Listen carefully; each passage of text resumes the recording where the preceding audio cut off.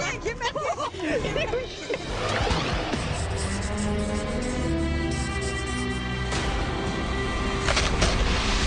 We have a great spot, and there are tons of sharks. So what's our first myth? Our first myth comes from the survivors of the USS Indianapolis. Oh, no, that's a ship that Quinn talks about in Jaws, right? Exactly. The USS Indianapolis was on a secret mission to deliver a bomb, but it was so secret that when they got hit by a torpedo, no one knew to come rescue them.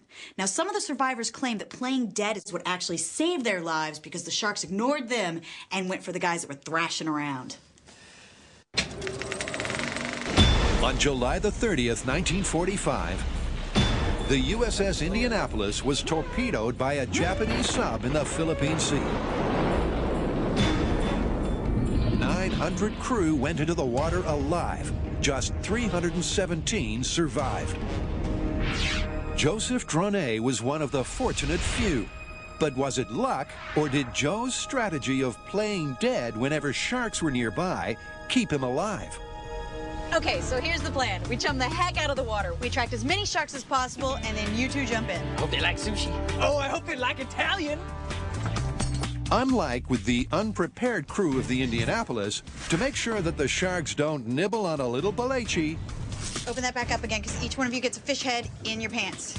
or take a hunk of Imahara, the boys are wearing protection. They're not going to just chum the water and throw us in. We're actually wearing chainmail, which is specially designed to resist shark attack. In addition to that, we'll have two safety divers in the water, one next to Tori and one next to me. They'll be ready to jump in if they see us get into trouble. And talking of trouble, it's time to bring out the sharks. That's no good.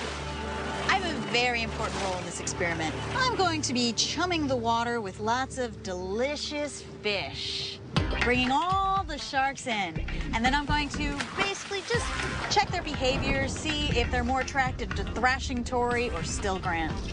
Yeah, Sharky, Sharky! Some scientists think that the increased heart rate and frenetic movements of panicking sailors meant it was them that were picked off. And if that's true, then Tori's in for a terrifying afternoon. Do they like me, Tori, or Grant? Who will be eaten for dinner? And while Carrie's distributing delicious chum, Tori's more concerned about his bum. I'm just hoping that I don't anally secrete anything. I also heard that urine is a good shark attractor, so I'm hoping I don't pee my wetsuit. Actually, Tori, we busted that one. And there's no response at all. But I'm not so sure about the twos. Cocktails and appetizers! As for Grant, well, he's got his therapist on speed dial. I have been kind of dreading this one because it combines my phobias of open water and fish touching me at the same time. I'm not really looking forward to jumping in the water after it's been chummed, which they say kind of makes the sharks a little bit more aggressive. You guys ready? No. Okay, this is it. It's time to separate the men from the boys. So wrong. What the heck are we doing right now? And hopefully not the limbs from the men. Oh, man, I gotta give you credit. I'd never do this. Coming up next on Mythbusters, can you play dead to avoid being eaten by the sharks? Nothing can touch me! And Behold our shark.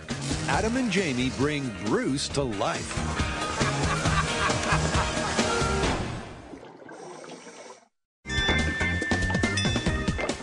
Just when you thought it was safe to go back in the water, it's the Mythbusters Shark Bite Special. And Jamie and Adam G'day, Bruce. G'day. are tackling the most popular myth in their mailbox.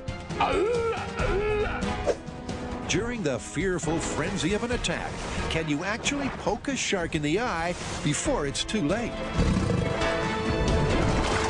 We need to replicate a shark attack. And so rather than getting a big-ass shark and convincing it to cooperate with us, we're going to build a mechanical one. Now, it needs to do several things. It needs to be able to bite like a real shark. It needs to be able to shake its head like a real shark. And we also need to be able to put it in the water because the water is an important part of the physics involved. And to satisfy those criteria, Adam and Jamie are about to bring their fiberglass cast to life. Our shark is going to have roughly 6 points of articulation across his body. It's going to be a big steel beam with a hinge like that. In order to cut him up and attach him to that steel beam with its points of articulation, we need to carefully mark him at every point he is going to be bending and open a gap up big enough so the fiberglass can handle it. And when we put it all back together, it's RoboShark. With those gaps cut out and Bruce in sections, the team can get inside to strengthen him with a steel frame. And it's to this skeleton that the hinged and hydraulically powered spine will attach. This is my new favorite thing we've ever made. Ain't done yet. Dad, that's awesome. Look at all that room in there. We could give it a whole digestive tract. Ambitious, but while Jamie works on the spine, Adam decides gastroenterology's not for him and focuses on what could be loosely called orthodontics. Open wide. He carefully fits the patient with a set of custom-made steel gums. And then 90 serrated and sharpened, anatomically correct steel teeth. It's very important to brush after every meal. While Adam's been playing dentist Frankenstein, Behold our shark. Jamie's welded the steel and hydraulic skeletal system into place. Ah, great. And Bruce is almost ready to thrash into life. I think the structural stuff is pretty well there. All we have to do from here is mount the head on. And with said head in place, Adam powers up the jaws, Check this out. giving Bruce his bite. Next, Adam tackles the all-important eye area Ocular operation. by adding emergency stop buttons.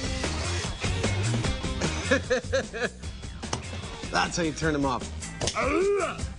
So a successful hit on the eye will cause Bruce to back off, enabling the victim to escape. And after Adam adds the final touches, Almighty Bruce is ready. Let's fire it up. For his myth-busting debut. Sporting a set of anatomically accurate steel teeth with a spare set of rubber dentures. Dude, it's so perfect. An hydraulically powered articulated steel skeleton and eyes sensitive to attack by gouging. It's another Mythbusters first. Boys and girls, meet RoboShark. It's time to go swimming. It's time for his first meal.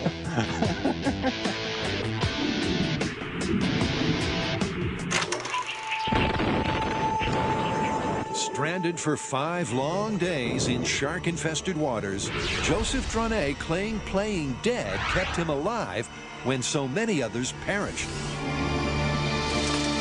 It's putting that to the test that's making Tori and Grant understandably nervous. Oh man, I gotta give you credit. I'd never do this. Yeah. This is freaking scary. Ooh. This sucks. This sucks so bad. This sucks a lot. I don't want to do this. Why the hell are we doing this? If they thought stepping out into the middle of a feeding frenzy was tough, it's about to get worse. Much worse.